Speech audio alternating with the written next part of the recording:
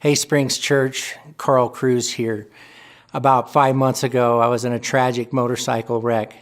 Long story short, during the wreck, I flew off headfirst, going about 55 miles an hour, and I fractured C1 and C2 in my neck, T4, T3, T2 and T1 in my back, L1 and L2, shattered a rib on my right side and blew out my right ankle. I experienced God's resurrection power at that moment by Him sparing my life. During the process of all of the doctors looking at me, they only came up with two options. Either I should be dead or paralyzed. Well, praise God, God gave me option 3, which was to live, to be able to walk again and not be paralyzed. You know, I experienced God's resurrection power that moment and that day in my life, and I'm so grateful that He spared my life and allowed me to continue His work here for the kingdom.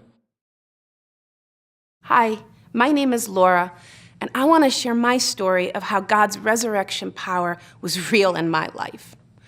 A year and a half ago, I was diagnosed with stage 3 aggressive breast cancer, and it was devastating. I could talk about how horrible it was struggling through that disease, but that is not my story. You see, God used cancer to set me free. I had so many broken places in my life all patched up. It was rejection and unworthiness, insecurity.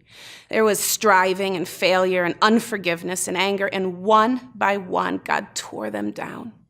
His truth became greater than the lies.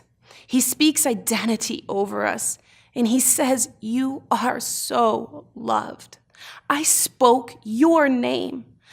I carried the weight of your pain and your brokenness and your disease with my blood to the cross. You can lay it down. I was busy seeking healing in my body, and God was all about healing my heart. So it came time for the surgery, and the doctor said, we'll see if and to what degree the treatment even worked. But to their amazement, they came back and said, we don't understand. We took out a cancerous tumor and lymph nodes and tissue, and yet we cannot find a single cancer cell in your body. I shouldn't be standing here today except to say that the things in our life that the enemy means to destroy us, when we surrender them into the hands of our God, He will bring life and hope and healing.